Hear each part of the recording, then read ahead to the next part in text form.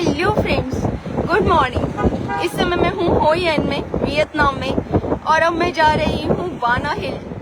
बाना हिल world heritage site है। सनवर्ल्ड के द्वारा बनाया गया एक ऐसी जगह है जहाँ पर छोटा बड़ा सब कुछ जाकर खुश होता है।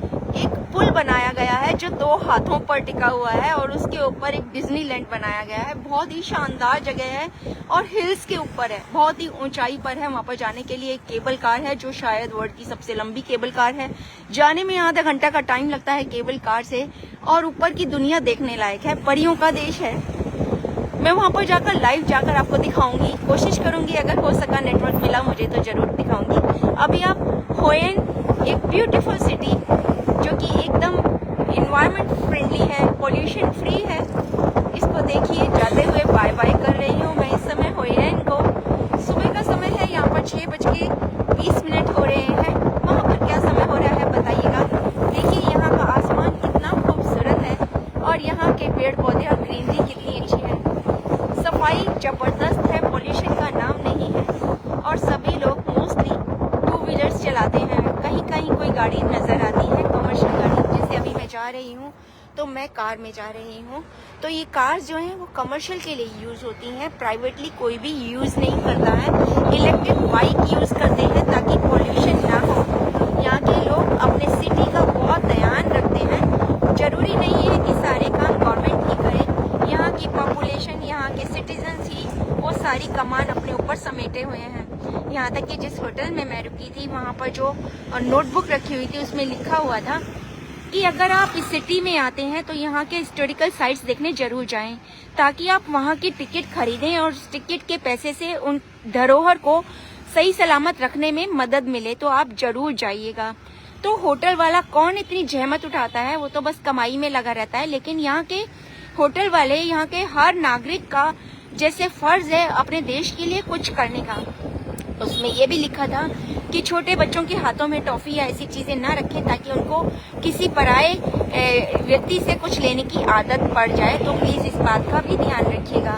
उसमें ये भी लिखा था कि अगर किसी शॉप पर आप जाते हैं और वो उनकी बोनी का टाइम है तो प्लीज उनसे कुछ ना कुछ छोटी सी चीज जरूर खरीदिएगा, ताकि उनको मोटिवेशन रहे कि आज उनकी बहुत अच्छी शॉपिंग होगी, बहुत अच्छी खरीदारी होगी उनसे, और उनको कमाई करने का मौका मिलेगा। तो ये लोग सिर्फ अपने बारे में नहीं सोचते, अपने देश के बारे में, अपने देश के लोगों के बारे में भी उतना ही सोचते हैं। किसी भी होटल की नोटबुक में, मेन्यू कार्ड में इतनी बातें लिखा होना मैंने वियतनाम में ही देखा है और किसी कंट्री में नहीं देखा। दुनिया घूमी, लेकिन इतना प्यारा देश और इतने प्यारे लोग मुझे कहीं नहीं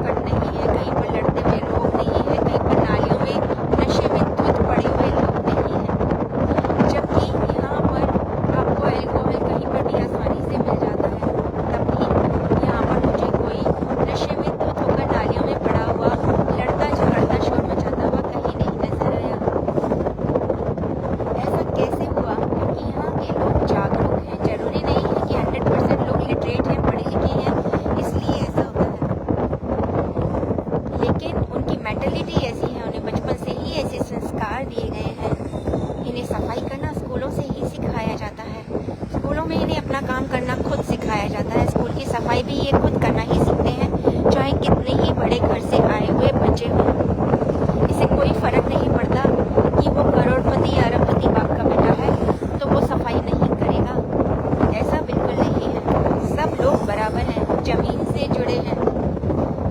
एक और बात, अगर आप यहाँ पर जमीन खरीदना चाहते हैं, अगर आप चाहते हैं आपका खुद का घर हो, तो ये संभव ही नहीं है। यहाँ के लोग बाहर के लोगों को एंट्री नहीं देते, तभी तो यहाँ पर पॉल्यूशन नहीं है, पॉपुलेशन लिमिटेड है, और इसी कम पॉपुलेशन के चलते ही यहाँ सभी सुविधाएं मिल पा रही हैं जो कि मिलनी चाहिए। पराए लोगों को ये अपने रिसोर्सेज यूज़ करने की अनुमति ही नहीं देते। हमारे देश के आज़ाद होने के 25-30 साल बाद ये देश आज़ाद हुआ। इस पर सिर्फ एक ही कंट्री ने नहीं, कई कंट्रीज ने बार बार अटैक किया, बार बार हमला किया, बार बार राज किया।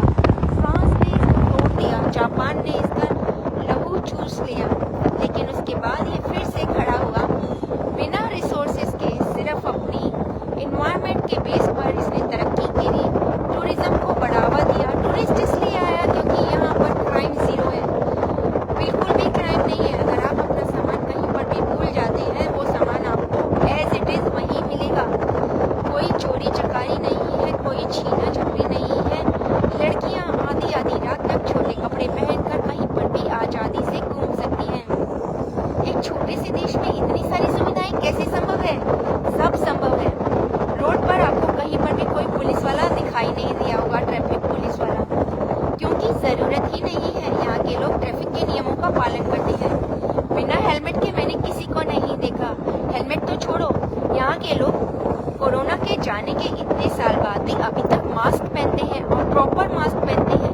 ये नहीं मास्क नीचे लटका होगा, उनको कोई कुछ कहता नहीं है, लेकिन दूसरों की भलाई के लिए, दूसरों के स्वास्थ्य के लिए वो मास्क पहनते हैं। अपनी सुविधा और सुरक्षा के लिए हेलमेट पहनते हैं। बिना हेलमेट के कोई घर से बाहर नहीं निकलता है। तो बहुत सारी नई नई चीज़ें हैं, अच्छी चीज़ें हैं जो मैं किसी कंट्री में जाकर सीखती हूँ और आपको सब बताती हूँ। जो बातें आपको अच्छी लग रही हों तो प्लीज़ नीचे कमेंट में ज़रूर लिखिएगा। मैं आपको दूसरी जगह जाकर भी उससे रिलेटेड मटेरियल बताने की कोशिश करूँगी, दिखाने की कोशिश करूँगी। इसके अलावा अगर आप कुछ और देखना चाहते हैं तो वो भी मुझे ज़रूर